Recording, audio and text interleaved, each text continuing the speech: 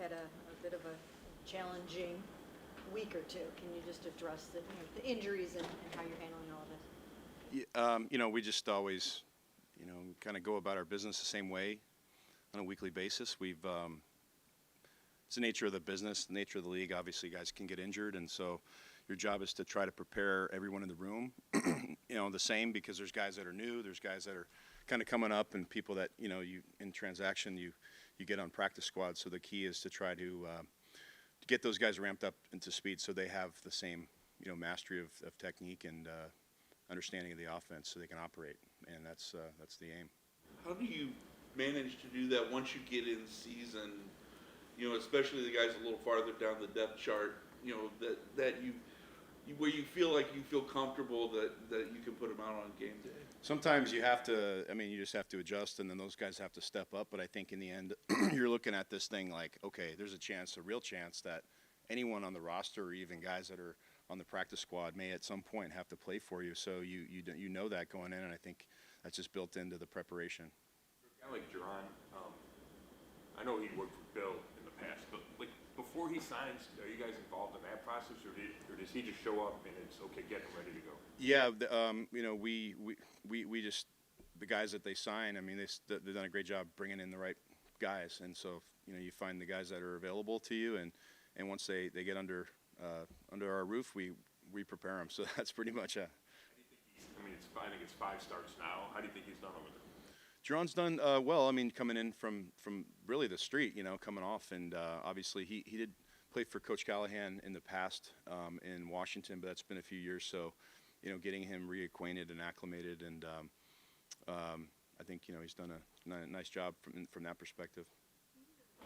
Address just how DeJuan developed from that first day that we watched him in rookie camp until the time he had to leave the line. Yeah, DeJuan, obviously everybody can see the physical talent, and from him to come in, from college, and I think the question was always like, for him to come into a professional system and an environment like this, where we have a true system, I think was about really ramping him up as a professional, and his development.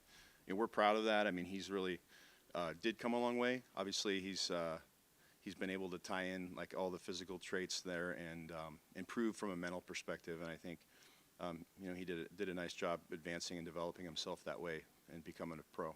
What about the fact that he had, I think, in something like 419 pass blocks, snaps, he only gave up like 3 sacks and very few pressures. Just his pass blocking just was uncanny how good it was, wasn't it?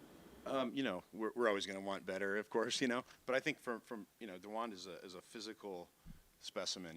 As you can see, he's a large man, and so getting him in the right positions to utilize his strength, which is his size and length, and he's athletic and he can move, and using his length and trying to really prepare him for the top rushers, which I think again for a rookie to do that was a good job.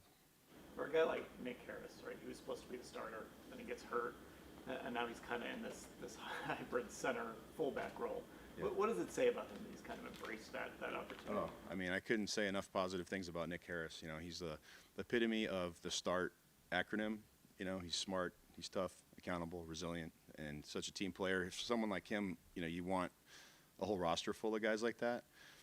He's done a great job in terms of taking whatever role he has and just maximizing that, and from a technical end, from a mental end, and from his attitude. To come to work every day with knowing his role can be in limbo. He has different jobs to do, and he's done such an awesome job. So we love Nick. You guys have run like 5 different offensive line combinations started this year. I know you talked about getting the reps, but that cohesion, how much of a challenge is it to develop that cohesion kind of on the fly, because that's a position group where cohesion seems like it's such an important piece. I think it's just, when coach is talking to the group, when I'm talking to the group, you're talking to everybody. So the guys that are in there, whether their role that week is you're on the practice squad or you're not even active for the game, you're expected to understand all of this, and your number could get called at any point in time, and and the way the league is, you just don't know if it's going to happen, and it's going to happen, you just don't know when. So I think the guys all understand the concepts that, and they've done a good job. Like, once the question is like when, it's easy to sit in the back of the room and hide, but you can't because you are expected to know everything. You are expected to have mastery of those skills, and so even though you may not be getting all the reps, it's on the player, and they understand that their job is to be prepared at all times. So we do focus on guys, obviously they get more repetition when they elevate, and it's a matter of trying to tweak those things and make sure that those guys are really well prepared for everything they see on Sunday. How much do Joel and Wyatt play a big role in whoever's lined up outside or between them? I mean, kind of making sure they know what they're doing, just kind of making them feel, We just asked Joel and Wyatt to do their job, obviously, and I think, they know it's like you can't take on someone else's role. I think that, but we've got some smart guys that are able to, they know that they got to get themselves prepared, and obviously it's good to have those types of players around you, so you can see an example. You see James get better in his 3 years? James, I tell you, James has developed and evolved quite a bit, and the one thing about James that we really like is James knows what to do, he knows how to do it, and he does it hard. He wants to play hard, and it matters to him. So, yeah, he's James has taken some positive steps in his game for sure. He got called for a couple of those false starts last week, and I was talking to him yesterday. He said all the tackles try to get that edge right on those. So is there kind of a gray area there with what's penalty and what's not? Man, you have to ask the officials on that sometimes. I think it's clear, if you move before the ball, you're going to get called. So those are things that we've been working on. You envision, and I know this would not be your call, but in the event that the coaching staff decided that they want to do this, could you see DeWan at some point excelling over at left tackle? Ooh, that's far from our thoughts right now. But I don't know the answer. I don't know the answer to that. Okay. But I think DeWan could probably play both if you're asking me. I don't think that's in the works, but I think it's possible. He thinks he can do it. I mean, He does. Yeah. I talked to him. He said he wants to kind of follow in the footsteps of Joe Thomas, and he thinks it would be an easy transition if you guys ever went down that road with him. So. Well, we hope our tackles can play both sides. That does happen.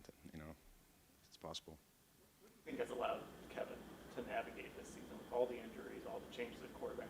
What is it about him that's... Well, I think it's been consistency from day one. I mean, he's the START acronym. If you go to that and you look at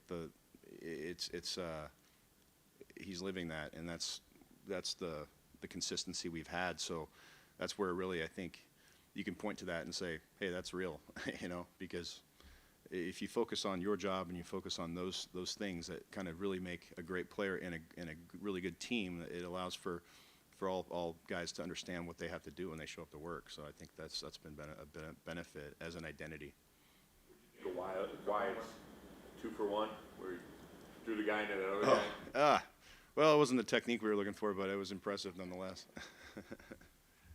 What about these Bears and the pass rush that they offer? What are you guys thinking about or worrying about? Well, the Bears are not. They're much better than their overall record indicates. Obviously, I think they're 3-1 in the last 4 games. They're a very good unit. They're solid on all 3 levels of their defense, and they've got some excellent rushers.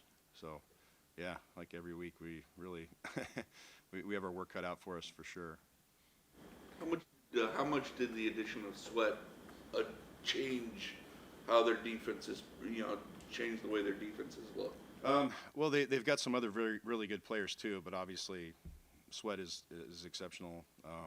He's a rare talent and an outstanding pass rusher, but he's very good in the run. He's long, he's physical, and it's an element you got to make sure you account for. Loss for them not to have Yannick out there? Yeah, I'm sure, but they do have such depth. They have good players, so it's really, I don't know. I think it's hard anyway. It's hard with the other guys are very good too. So I don't think they believe it's a crushing loss. I'm sure they are upset about it, but I would say that that they have very capable guys that fill in. Okay, thanks, guys. You address, first of all, let's start with Grant. I mean, how hard is it for you to lose Grant, especially in such a big week for him with the extension and all that kind of stuff? Definitely tough. Just really from the very beginning of this process, when I first walked through the door, getting to reconnect with him, from our days way back when, and then really talking about our goals, his personal goals, and then my goals for him as a teammate, as a player. Really proud of what he has done to this point. I mean, has obviously having a career year, really contributed in so many different areas and facets. But what I'm really proud of Grant for, and the part that we got to do a good job of the next few weeks, is replacing his leadership and coming out of his shell and really making sure, like Coach Schwartz said, that the group feels him, the defense feels him in the huddle, out of the huddle, in the meeting rooms, and at practice. And I thought he did a really good job of that, this past year, of getting out of his comfort zone, and being that guy for our group. Definitely happy, for him in terms of the contract extension. And I'm happy, as a coach, because, he's going to be here. Shout out AB, his person, all his staff and everyone, ownership getting that done. He's a perfect guy for this room. Culturally, he fits this place. And it was one of our goals to make sure that he went out this year and played as good as possible so that he could earn that, and as part of his goals and his future. So tough, but we got to move on and find the next guy up.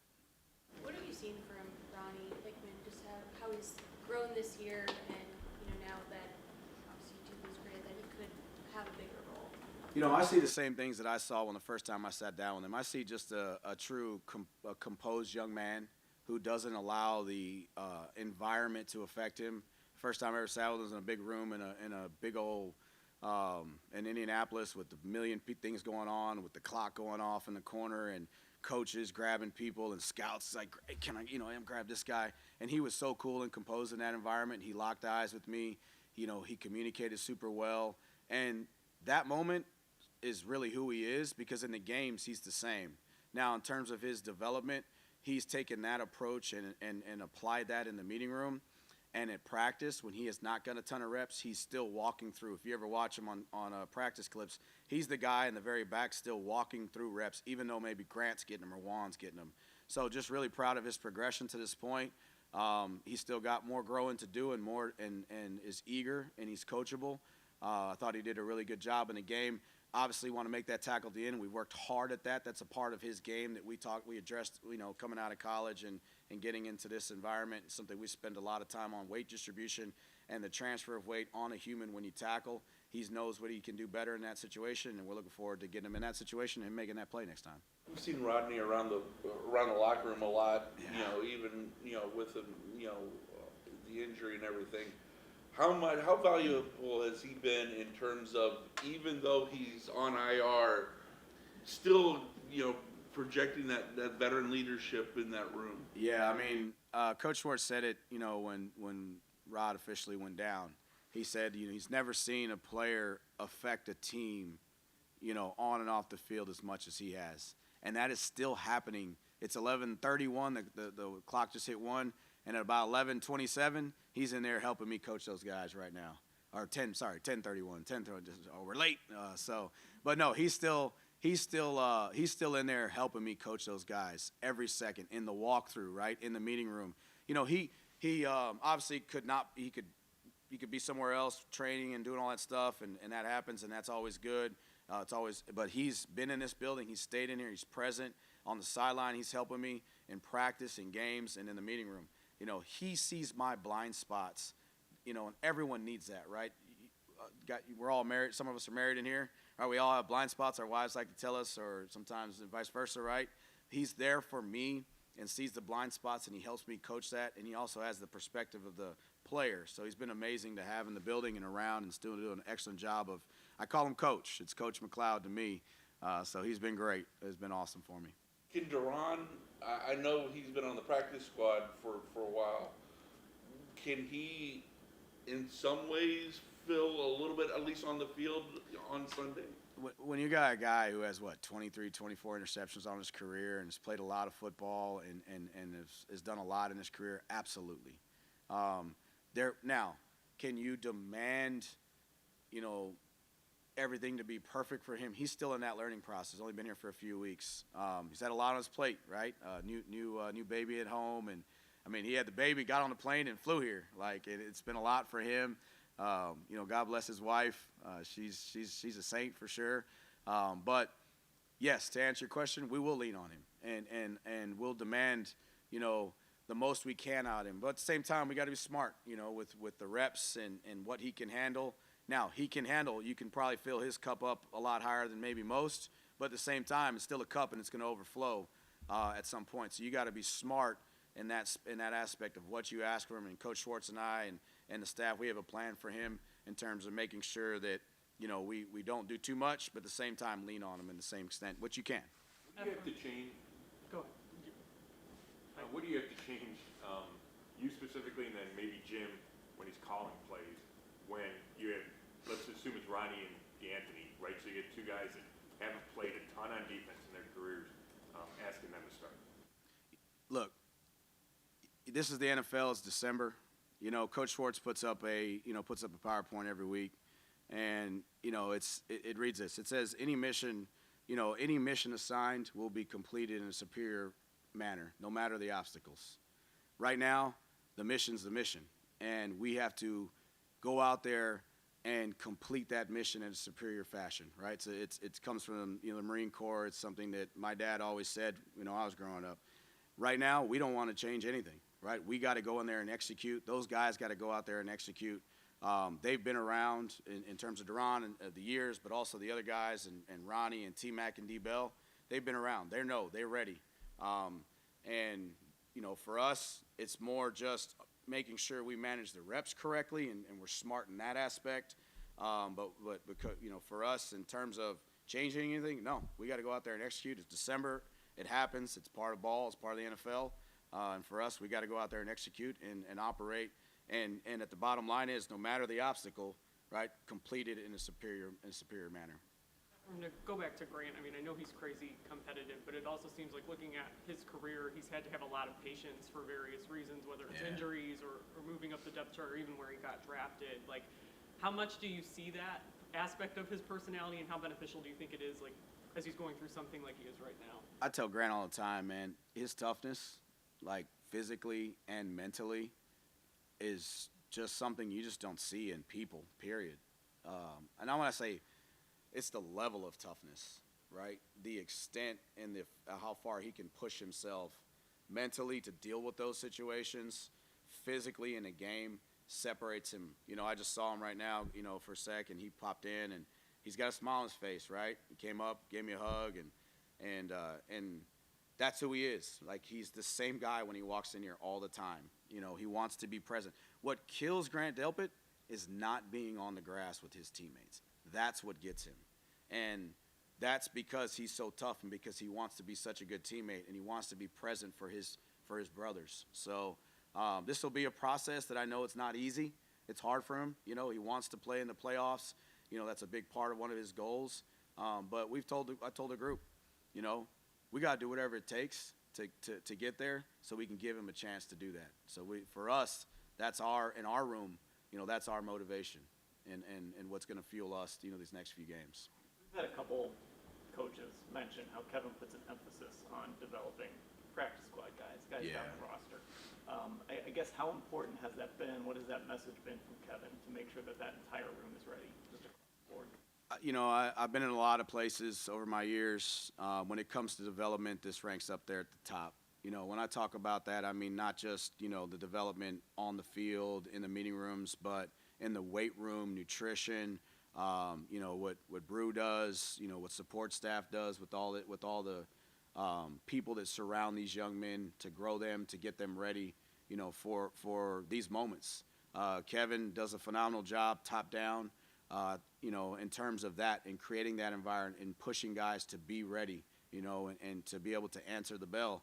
Because, a lot of it's like, this is how I see it. Anyone watch Top Gun, the second Top Gun? I finally got a chance to watch it the other day on a long play ride, right? I'm sitting there, I'm watching it, and it gets to the end, right? And we're on a warcraft, right, in the middle of the ocean, in the middle of nowhere, and there's a dogfight going out there, and there's fighter planes fighting, and unfortunately, not everyone gets to get off that, that carrier and fight, but you still got to be in that cockpit waiting for your, moment for them to tell you to go. And when it's time to go, which it is for a lot of these guys, a lot of our young players, you got to be ready to operate because people are dependent on you. And it's all that training that leads to that moment, like in Top Gun 2, which is, it's a cool movie. I hate that I waited too long to watch it. You got to be that guy when they say go, to fly off that runway and operate and so that everyone can depend on you and that we don't miss a step in that situation. And Kevin does an amazing job, AB, and the developmental support staff in this place is phenomenal. Which Top Gun is better? Oh, man. I love Top Gun. I love the first one, man. I remember being a little kid riding my bike around thinking I was on a jet plane. But I grew up in the military, so all those are fun.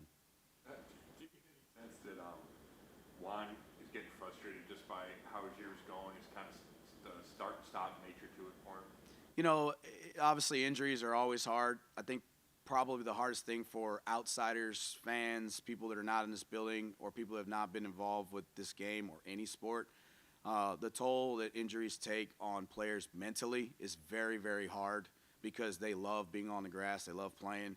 I will say Juan's done a phenomenal job of staying positive, being there for his teammates. He's another guy in that meeting room right now asking questions even though he's not playing or he's fighting to get back in that sense, like, that he's not getting all the reps in terms of playing, with the injury last week. And he's fighting hard to stay, positive for his teammates because he's an energy guy. I've told him, I'm like, you're an energy guy. You're like me. If you're down and out, people will feel it.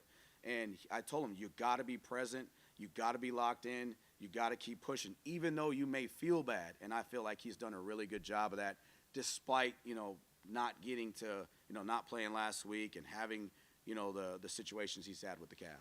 What happened with that last week in pre-game warm-ups? Did you see what, like, did he just pull up with that? Yeah, I think it's just he was warming up, trying to get it going again, and just flared up. And he's such an explosive athlete that, if your tire's blown, the car's not going to move the way it needs to. So, especially for him, So that's all it, just kind of flared up on him again. He's fighting his butt off to get back and doing a really good job of that. So. Good. Anybody else? All right, y'all have a great day.